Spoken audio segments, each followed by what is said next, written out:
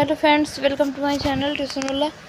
आज हम इस वीडियो में डिस्कस करेंगे क्लास 12 हिंदी की अंतरा पुस्तक का पार्ट 4। अंतरा पुस्तक का पार्ट 4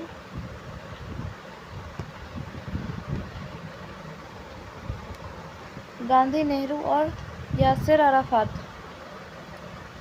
इसके लेखक हैं भीष्म साहनी। जिनका जन्म हुआ था 1915 में और मृत्यु हुई थी 2003 में।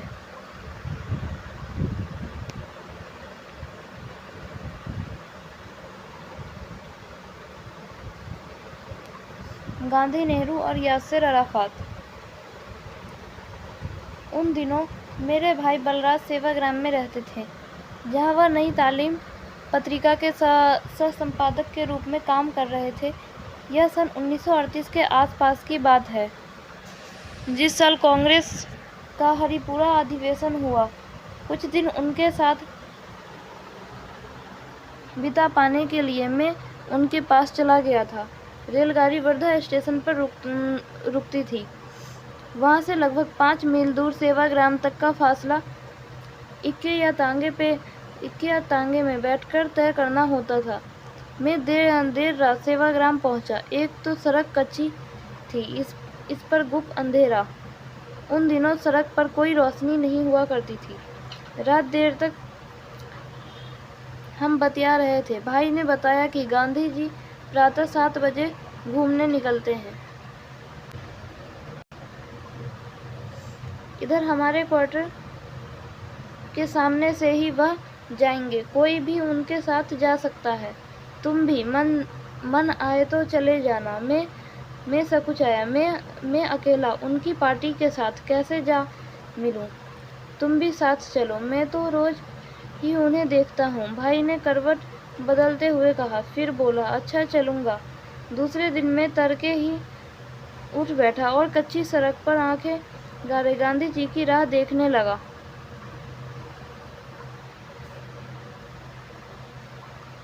ऐन 7 बजे आश्रम का फाटक लांघकर गांधी जी अपने साथियों के साथ सड़क पर आ गए थे।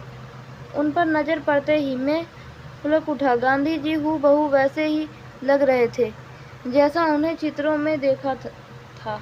यहाँ तक कि कमर के नीचे से लटकती घड़ी भी परिचित सी लगी। बलराज अभी भी बेसुध हो रहे थे। हम रात देर तक बातें करते रहे थे। मैं उतावला हो रहा था। आखिर मुझसे न रहा गया और मैंने झिझोड़कर उसे जगाया। उठो यार, गांधी जी तो आगे भी निकल गए। मैंने तो कहा था तुम अपने आप चले जाना। बलराज आंखें मलते हुए उठ बैठे। मैं अकेला कैसे जाता? जिस समय हम बाहर निकले, गांधी जी की पार्टी काफी दूर जा चुकी थी। चिंता नहीं करो, हम उनसे जा मिलेंगे और वापसी पर तो उनके साथ ही होंगे। आखिर हम कदम बढ़ाते कुछ ही देर में उनसे जा मिले। गांधी जी ने मुड़कर देखा। भाई ने आगे बढ़कर मेरा परिचय कराया। मेरा भाई है, कल ही रात पहुंचा है। अच्छा, इसे भी घेर लिया? गांधी जी ने हंसकर कहा। नहीं बापू, यह केवल कुछ दिन के लिए मेरे पास आया है। गांधी जी ने मुस्कुराकर मेरी ओर देखा और सिर हिला दिया।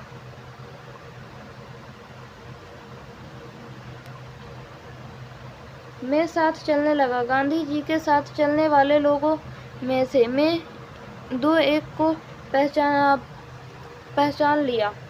डॉक्टर सुशीला नैयर थी और गांधी जी के निजी सचिव महादेव देसाई थे। मैं कभी आसपास देखता, कभी नजर नीचे किए जमीन की ओर, गांधी जी की धूल भरी चप्पलों की ओर देखने लगता। मैं गांधी जी से बात करना चाहता था, पर समझ में ही नहीं आ रहा था कि क्या कहूँ। फिर सहसा ही मुझे सूझ गया। आप बहुत साल पहले हमारे शहर रावलपिंडी में आए थे, मैंने कहा। गांधी जी रुक गए। उन्होंने मेरी ओर देखा। उनकी आंखों में चमक सी आ गई। मुस्कुराकर बोले, याद है, मैं कोहाट से रावलपिंडी गया था। मिस्टर जॉन कैसे हैं?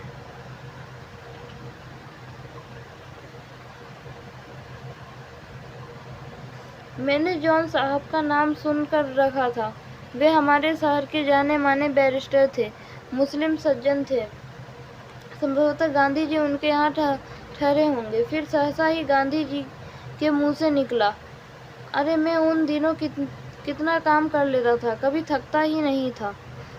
हमसे थोड़ा ही पीछे महादेव देसाई मोटा सा लठ उठाए चले आ रहे थे। कोहाट और रावलपिंडी का नाम सुनते ही आगे बढ़ गए और उस दौरे से जुड़ी अपनी यादें सुनाने लगे। और एक बार जो सुनाना शुरू किया तो आश्रम के फाटक तक सुनाते चले गए। किसी वक्त गांधी जी बीच में हंसते हुए कुछ कहते। वे बहुत धीमी आवाज में बोलते थे, लगता अपने आप से बात कर रहे हैं, अपने साथ ही विचार विनिमय कर रहे हैं। उन दिनों को स्वयं भी याद करने लगे हैं। शीघ्र ही वे सब आश्रम के अंदर जा रहे थे।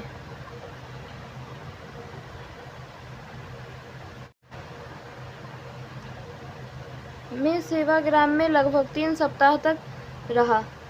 अक्सर ही प्रातः उस टोली के साथ हो लेता, शाम को प्रार्थना सभा में जा पहुंचता, जहां सभी आश्रमवासी तथा कस्तूरबा एक ओर को पालथी मारे और दोनों हाथ गोद में रखे बैठी होती और बिल्कुल मेरी माँ जैसी लगती। उन दिनों एक जापानी भिक्षु अपने चिवर वस्त्रों में गांधी जी के आश्रम की प्रदक्षिणा करता। लगभग मील भर के घेरे में बार बार अपना गांग बजाता हुआ आगे बढ़ता जाता। गांग की आवाज़ हमें दिन में अनेक बार कभी एक ओर से तो कभी दूसरी ओर से सुनाई देती रहती। उसकी पत्र दक्षिणा प्रार्थना के वक्त समाप्त होती, जब वह प्रार्थना स्थल पर पहुंचकर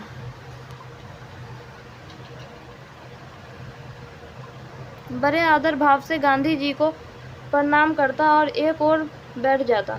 उन्हीं दिनों सेवाग्राम में अनेक जाने माने देशभक्त देखने को मिले। पृथ्वी सिंह आजाद आए हुए थे, जिनके मुंह से वह सारा किस्सा सुनने को मिला कि कैसे उन्होंने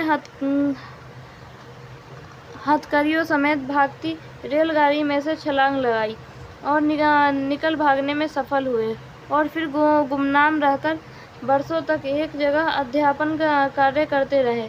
उन्हीं दिनों वहां पर मीराबेन थी, खान अब्दुल गफ्फार खान आए हुए थे। कुछ दिन के लिए राजेंद्र बाबू आए थे। उनके रहते यह नहीं लगता था कि सेवाग्राम दूर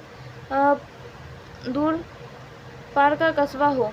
एक दिन दोपहर के समय मैं आश्रम के बाहर निरुद्देश्य सा टहल रहा था, जब सड़क के किनारे एक खोखे के पीछे से अजीब सी आवाज़ सुनाई दी, मैं मर रहा हूँ, बापू को बुलाओ, मैं मर रहा हूँ, बापू को बुलाओ। मैंने उस ओर कदम बढ़ा दिए। खोखे के अंदर 15 साल का एक लड़का, जो देखने में गांव का रहने वाला जान पड़ता था, पर हाथ पैर पटक रहा था और हांफता हुआ बार बार कहे जा रहा था, मैं मर जाऊंगा, बापू को बुलाओ। 2-1 आदमी उसके पास आकर खड़े हो गए थे। उनमें से एक आश्रमवासी जान पड़ता था। अरे कुछ बताओ तो, तुम्हें क्या हुआ है? वेद को बुलाएं, बापू को बुलाओ। लड़का बार बार दोहराए जा रहा था, बापू नहीं आ सकते, जरूरी मीटिंग चल रही है। पर लड़का बराबर चिल्लाए जा रहा था और हाथ पांव पटक रहा था।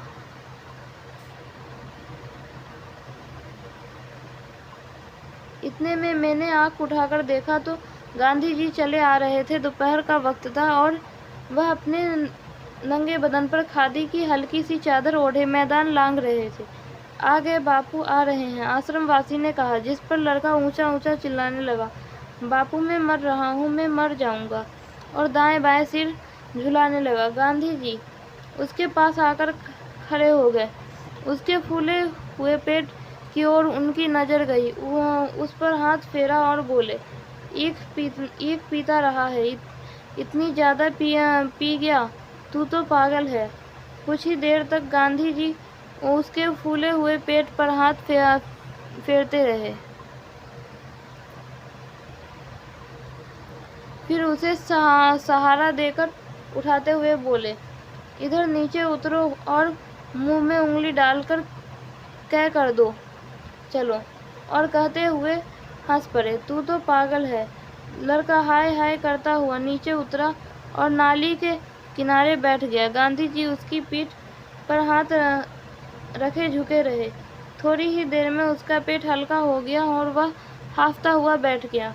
अब इधर खोखे में आकर लेट जा। कुछ देर चुपचाप लेटा रहा। कुछ देर तक गांधी जी उसके पास खड़े रहे। फिर आश्रमवासी को कोई हिदायत सी देकर मुड़ गए और हंसते हुए, तू तो पागल है, कहकर मैदान पार करने लगे। गांधी जी के चेहरे पर लेस मात्र की क्षोभ का भाव नहीं था। वे हंसते हुए चले गए थे। हर दिन प्रातः जिस कच्ची सड़क पर वे घूमने निकलते, उसके एक सिरे पर एक कुटिया थी जिसमें एक रुग्ण व्यक्ति रहते थे। संभवतः वह दिक के मरीज थे। गांधी जी हर दिन उसके पास जाते और अपने और उसके स्वास्थ्य के बारे में पूछताछ करते। उनका वार्तालाप गुजराती भाषा में हुआ करता था। मैं समझता हूँ गांधी जी की देखरेख में उसका इलाज चल रहा था। यह गांधी जी का रोज का नियम था। यह भी लगभग उसी समय की बात होगी।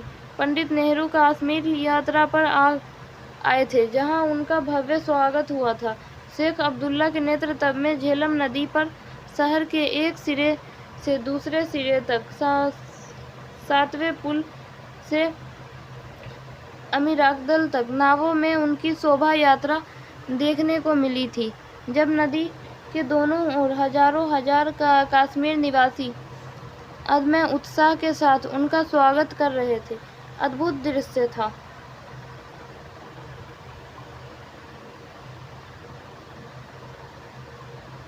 इस अवसर पर नेहरू जी को जिस बंगले में ठहराया गया था, वह मेरे फुफेरे भाई का था और भाई के आग्रह पर कि मैं पंडित जी की देखभाल में उनका हाथ बटाऊं, मैं भी उस बंगले में पहुंच गया था।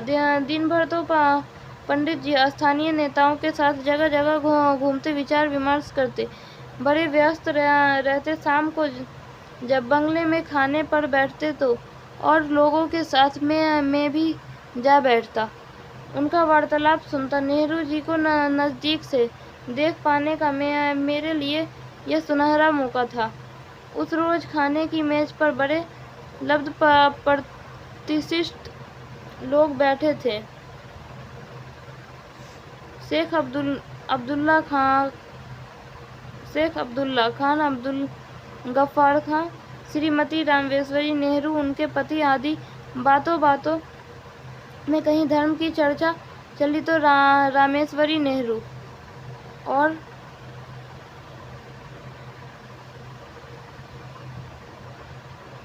जवाहरलाल जी के बीच बहस सी छिड़ गई। एक बार तो जवाहरलाल बड़ी गर्मजोशी के साथ तनिक तुनक कर बोले, मैं भी धर्म के बारे में कुछ जानता हूँ। रामेश्वरी चुप रही। शीघ्र ही जवाहरलाल ठंडे पड़ गए और धीरे से बोले, आप लोगों को एक किस्सा सुनाता हूँ। और उन्होंने फ्रांस के विख्यात लेखक अनाटोले फ्रांस द्वारा लिखित एक मार्मिक कहानी कह सुनाई। कहानी इस तरह है कि पेरिस शहर में एक गरीब बाजीगर नट रहता था, जो तरह तरह के करतब दिखाकर अपना पेट पालता था और इसी व्यवसाय में उसकी जवानी निकल गई थी और अब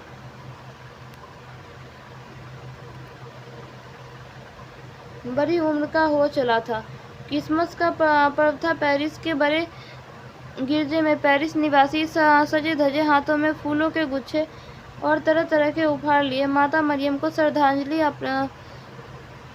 अर्पित करने गिरजे में जा रहे थे। गिरजे के बाहर गरीब बाजीगर हताश सा खड़ा है, क्योंकि वह इस पर्व में भाग नहीं ले सकता। न तो उसके पास माता मरियम के चरणों में रखने के लिए कोई तोहफा है और न ही उस फटेहाल को कोई गिरजे के अंदर जाने देगा। साहस ही उनके मन में यह विचार कौंध उठा, मैं उपहार तो नहीं दे सकता, पर मैं माता मरियम को अपने कर्तव्य दिखाकर उनकी अभ्यर्थना कर सकता हूँ। यही कुछ है जो मैं भेंट कर सकता हूँ।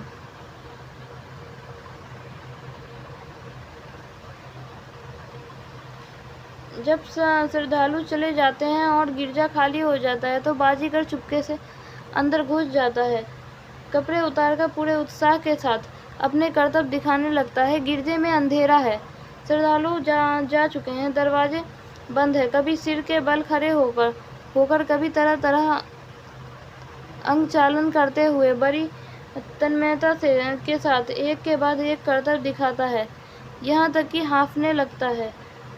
उसके हाँफने की आवाज़ कहीं बड़े पादरी के कान में पड़ जाती है। वह यह समझकर कि कोई जानवर गिरजे के अंदर घुस गया है और गिरजे को दूषित कर रहा है, भागता हुआ गिरजे के अंदर आता है। उस वक्त बाजीगर सिर के बल खड़ा अपना सबसे चहेता कर्तव्य बड़ी तन्मयता से दिखा रहा था। यह दृश्य देखते ही बड़ा पादरी तिलमिला उठा।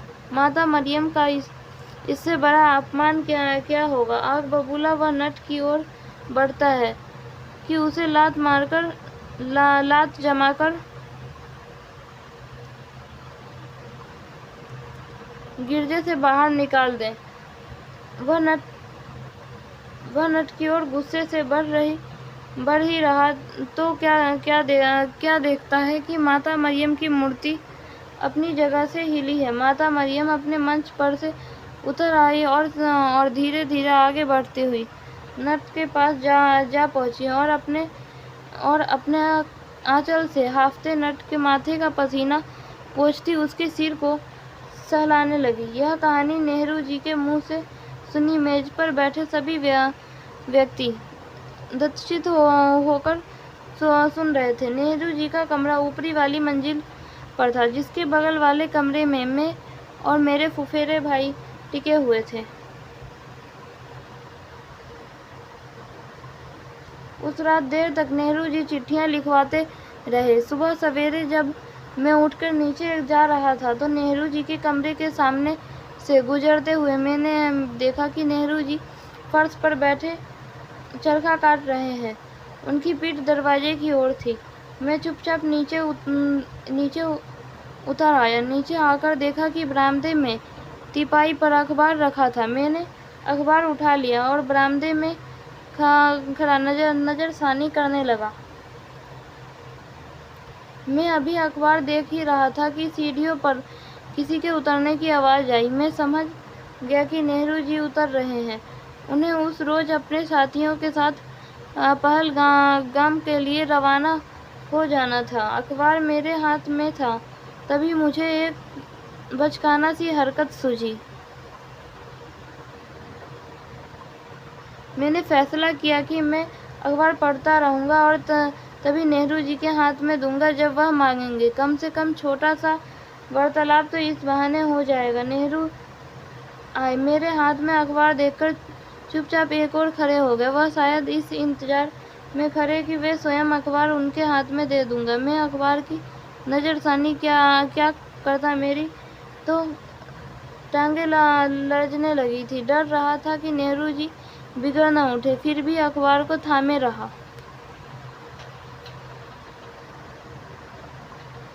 कुछ देर बाद नेहरू जी धीरे से बोले, आपने देख लिया हो तो क्या मैं एक नज़र देख सकता हूँ?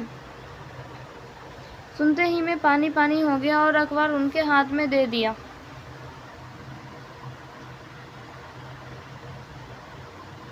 उन दिनों में अफ्रो एशियाई लेखक संघ में कार्यकारी महामंत्री के पद पर सक्रिय था।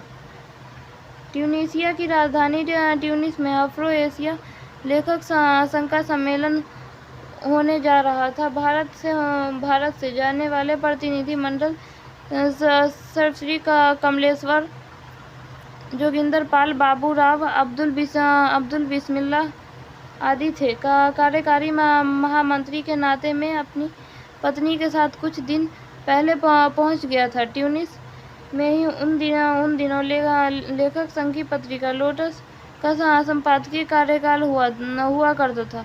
एक आध वर्ष पहले ही पत्रिका के प्रधान संपादक फैज चल बसे थे। ट्यूनिस में ही उन दिनों फिलिस्तीन अस्थायी सरकार का सदर मुकाम हुआ करता था।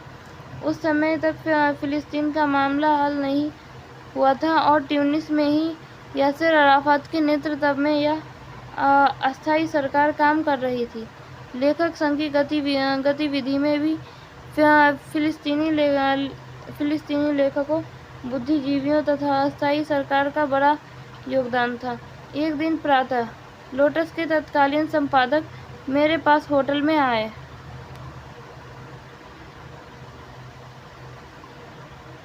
और कहा कि मुझे और मेरी पत्नी को उस दिन सदर मुकाम में आमंत्रित किया गया है। उन्होंने कार्यक्रम का ब्यौरा नहीं दिया, केवल यह कहकर चले गए कि मैं 12 बजे तुम्हें लेने आऊँगा। वहाँ पहुँचे तो बड़ी झेप हुई। हमारे पहुँचने पर यासिर अराफात अपने दो एक साथियों के साथ बाहर आए और हमें अंदर लिवा ले गए। संभव है संपादक महोदय ने सुरक्षा की दृष्टि से हमें खोलकर न बताया कि वास्तव में हम दोनों को दिन के भोजन पर आमंत्रित किया गया था। अंदर पहुंचे तो सदर मुकाम के लगभग 20 अधिकारी तथा कुछ एक फिलिस्तीन लेखक तपाक से मिले। कुछ से मैं पहले मिल चुका था। हम बड़े कमरे में दाखिल हुए। दाईं ओर को लंबी सी खाने की मेज पहले से लगी थी। उस पर पहले से ही एक बड़ा सा भुना हुआ बकरा रखा था जो लगभग आधे मेज को घेरे हुए था और आधे मेज को घेरे हुआ था। मैं और मेरी पत्नी कमरे के बाईं ओर बैठाए गए जहाँ चाय पान का प्रबंध था। यासिर अराफात हमारे साथ बैठ गए। धीरे धीरे बातों का सिलसिला शुरू हुआ। हमारा वार्तालाप ज़्यादा दूर तक तो जा नहीं सकता था। फिलिस्तीन के प्रति साम्राज्यवादी शक्तियों के अन्यायपूर्ण रवैये की हमारे देश के नेताओं द्वारा की गई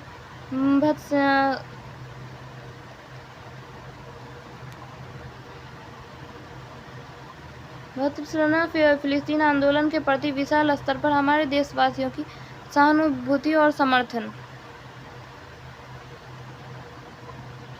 आदि। एक बार जब मैंने गांधी जी और हमारे देश के अन्य नेताओं का जिक्र किया तो अराफात बोले, वे आपके ही नहीं हमारे भी नेता हैं, उतने ही आदरणीय हैं जितने आपके लिए हैं। बीच बीच में आतिथ्य भी चल रहा था। अराफात हमें फल छील कर खिला रहे थे, हमारे लिए शहद की चाय बना रहे थे, साथ ही साथ इधर उधर की बातें भी चल रही थी। अराफात की इंजीनियरिंग की शिक्षा के बारे में, उनकी अनथक हवाई यात्राओं के बारे में, शहद की उपयोगिता के बारे में शीघ्र ही हम बड़े इत्मीनान से उनके साथ बतिया रहे थे। जब भोजन का समय आया तो मैं अपनी जगह पर से उठा और यह अनुमान लगाकर कि गुस्लखाना कमरे के पार गलियारे में होगा। मैं सीधा कमरा लाकर मेरा अनुमान ठीक निकला। गुस्लखाना वहीं पर था, पर मेरी जेब का अंत नहीं था। जब मैं गुस्लखाने में से बाहर निकला तो यासिर अराफात तौलिया हाथ में लिए बाहर खड़े थे।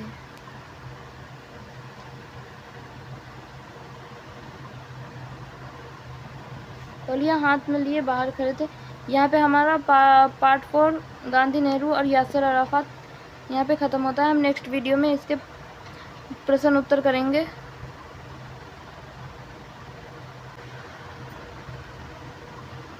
इस वीडियो में हमने डिस्कस किया है अंतरा 12th क्लास की हिंदी की अंतरा पुस्तक का पार्ट 4 गद्यखंड का गांधी, नेहरू और Yasser Arafat. Thanks for watching. Like, share and subscribe for more videos.